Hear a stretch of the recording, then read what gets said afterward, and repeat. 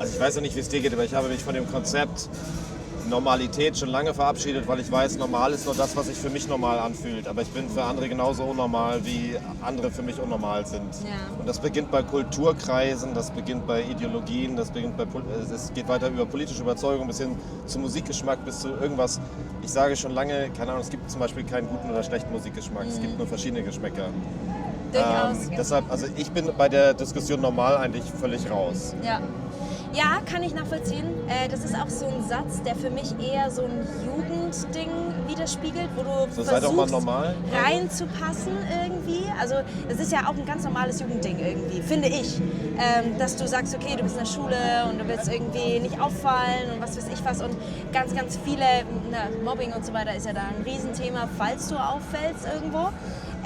Und dann, ich glaube, auch da, wenn du älter wirst, merkst du, okay, krass, das macht uns ja irgendwo aus, dass wir halt ein bisschen anders sind. Nee, vor allem Und sorry, es gibt ja. so verschiedene Bubbles einfach auch. Und auch das, ne, durch das Internet ist irgendwie rauszufinden, dass einfach so unfassbar viele verschiedene Meinungen und verschiedene Leben und dass es alles trotzdem funktioniert.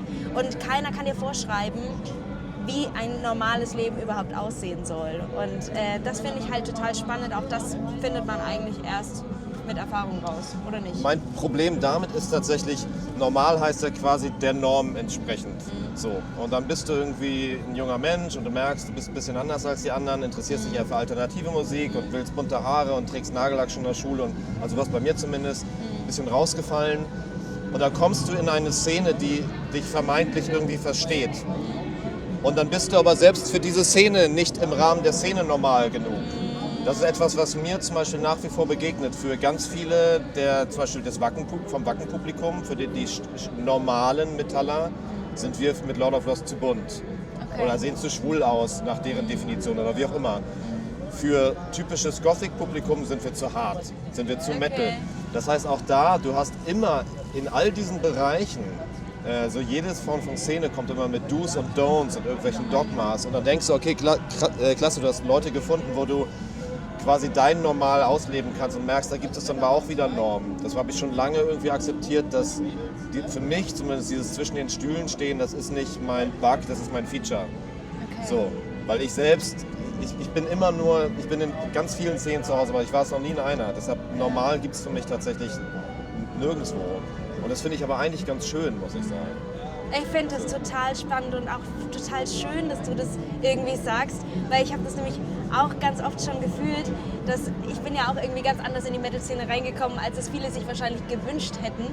So, und da akzeptiert damit du zu true werden. bist quasi. Ja, genau, Ja, damit man true ist. Ja. Man denkt, und das ist ja auch so, wenn du hier als Gast hinkommst, jeder akzeptiert dich einfach, so wie du bist. So, und da bist du einfach, egal wie, einfach wirst du gemocht und jeder hilft dir. Aber trotzdem als Artist, finde ich, ist es total schwierig, weil du doch irgendwo reinpassen solltest, um keinen Hate oder irgendwelche negativen Kommentare zu bekommen. Also ich finde, das macht einen Unterschied, ob du Künstler bist oder Crowd. Siehst du das ähnlich? Ja genau, du wirst natürlich als Künstler anders gerichtet, Ja. ne, weil du ja quasi stellvertretend du bist ja quasi ein Sprachrohr.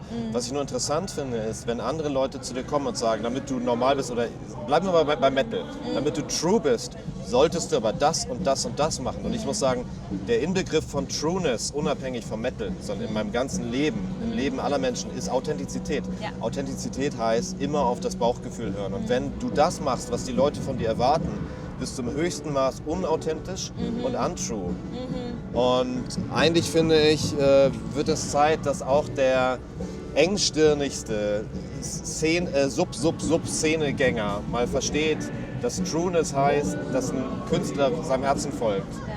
So, und entweder geht man ein Stück mit oder eben nicht. Und es ist kein Verrat an der Kunst. Und Metal ist auch keine Religion. Es ist einfach nur Musik. Und diese Art von Normalität, ich finde, Entspanntheit sollte eine Normalität sein, die den höchsten Wert irgendwie hat. Gerade in unserem Bereich, wo wir sagen, Leute, wir sind hier zum Vergnügen. Wir sind keine Langstreckenpiloten und wir sind keine Herzchirurgen. Wenn wir in unserem Job irgendwie dies und das machen, stirbt keiner. Es ist nur Musik. Entspannt euch mal. Ja.